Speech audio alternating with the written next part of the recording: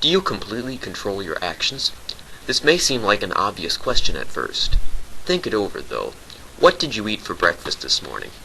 It probably wasn't a steak and mashed potatoes. Why not? Because it's not what most people think of as breakfast food. So who defines the term breakfast food? The public at large. And that's what prompted one man to spend his life perfecting the science of crystallizing public opinion.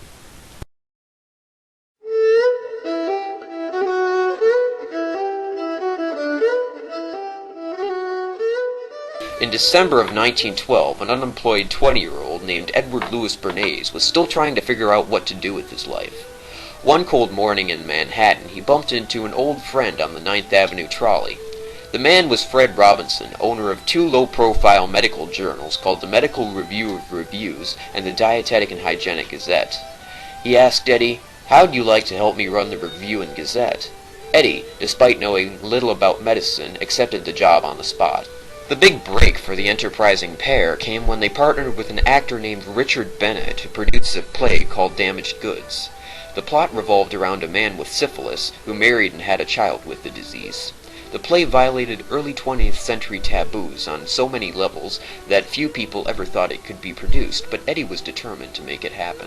He published articles in the Review and Gazette and formed a group he called the Sociological Fund Committee, dedicated to the worthiness of battling prudishness. It attracted such noteworthy members as John D. Rockefeller Jr., Franklin D. Roosevelt, and Dr. William J. Shiflin, inventor of the syphilis treatment. The play was an instant hit. Fred and Eddie immediately began thinking of other plays they could promote in the same way, about other social evils, like drugs or prostitution, but their strategizing was cut short by Richard Bennett, who had bought the rights to Damaged Goods. In a letter he told them, "I don't need your damn sociological fund anymore. I own all the rights to Damaged Goods. Ta-ta." Eddie was too resilient a man to let a loss like that stop him, though. Having gotten his first taste of the job he was to spend the rest of his life pursuing, he didn't want to return to the slow job of editing medical magazines. Instead, he traveled to what is now the Czech Republic to visit his uncle Sigmund Freud. He spent his summer there, learning about his uncle's theories about the subconscious. What Eddie got from Freud was indeed this idea that there is a lot more going on in human decision-making. Not only among individuals, but even more importantly among groups. After Bernays returned to the U.S., he got back to work. He began promoting a Russian ballet company called the Ballet Russe. The major difficulty was that Americans had little respect for European culture and thought men had no business on the stage in tights. He began by writing a monograph mostly about the ballet itself and how it had influenced modern novelties and fashions.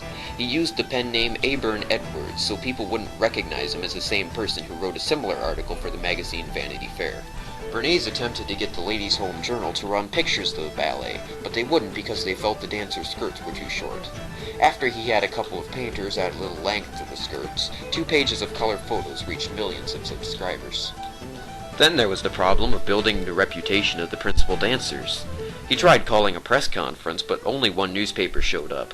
So he took a picture of principal ballerina Flora Revalis at the Bronx Zoo with a python draped around her neck and urged her to make the snake a personal trademark.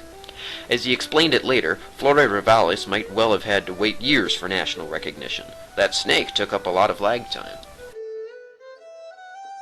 During World War I, American tobacco scored victories as much as the doughboys did. Before the war, men smoked pipes and cigars, but soon, cigarettes were found to be more convenient in the trenches, and were included in rations. None profited so much as George Washington Hill, head of the American Tobacco Company, which manufactured the leading brand of cigarettes in the world. But Hill, always one to leverage an opportunity, saw women as his next target, and he hired Edward Bernays to help him. As he told Bernays, "It'll be like opening a gold mine in our front yard."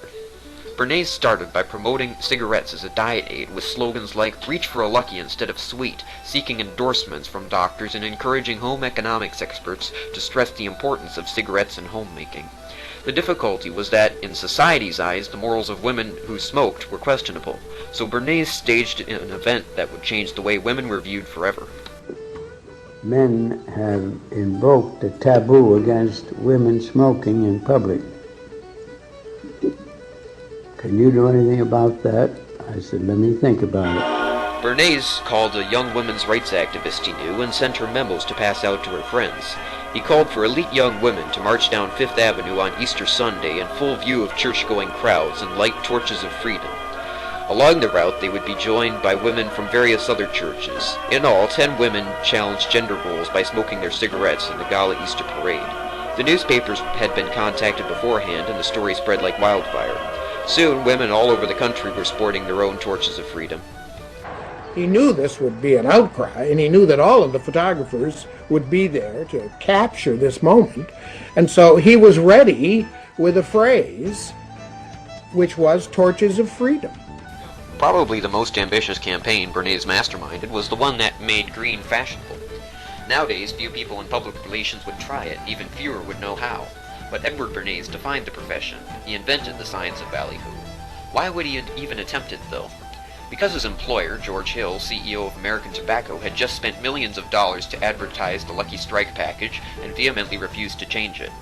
However, since the growing female market thought the green package clashed with their outfits, it was up to Bernays to make green the in color.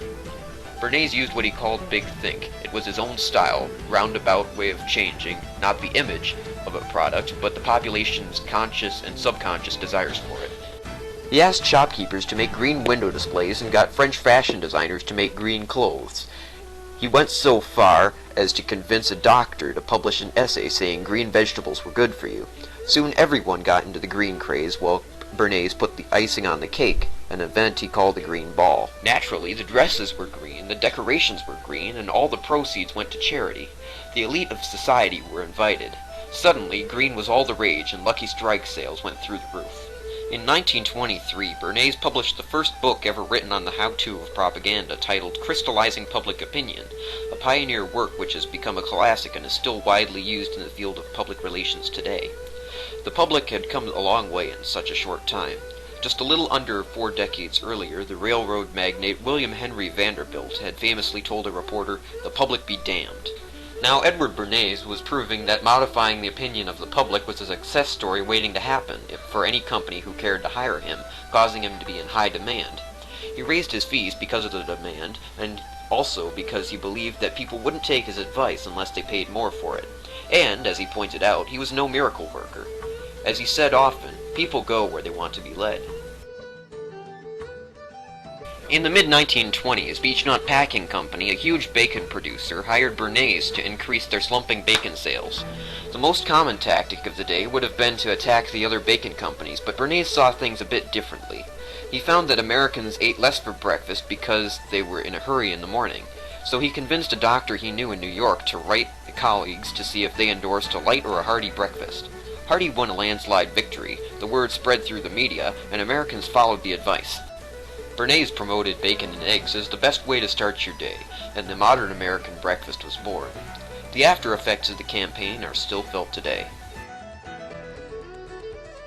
In 1933, Prohibition was repealed, but many communities were sympathetic to temperance, and dry communities began cropping up everywhere. So in 1935, beer brewers hired Bernays. Eddie promoted beer as a beverage of moderation and as a temperance aid, telling people that they could drink beer if they had an urge for alcohol and thus avoid hard liquor. A sort of vaccination against intemperance, he said. He told farmers that brewers were a major buyer of their barley, corn, and rice, and told laborers that beer was a beverage they could afford. He wrote that beer was the favorite drink of the Babylonians, monks of the Middle Ages, George Washington, and the Pilgrims. Some temperance workers began to believe that the best way to fight intemperance was to legalize the sale of beer everywhere.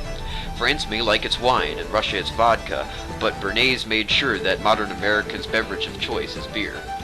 Over the years, Bernays worked for an impressive list of clients, including General Electric, General Motors, the New York Philharmonic, and President Calvin Coolidge. He helped out the Aluminum Company of America by pushing the dental benefits of a potentially hazardous byproduct of aluminum called fluoride, even getting it added to drinking water. He helped Dixie cups become commonplace as he worked to promote them as a solution to the growing problem of public hygiene. Bernays paved the way for modern American consumerism and may have been the most important man ever to help companies make you buy what you don't need.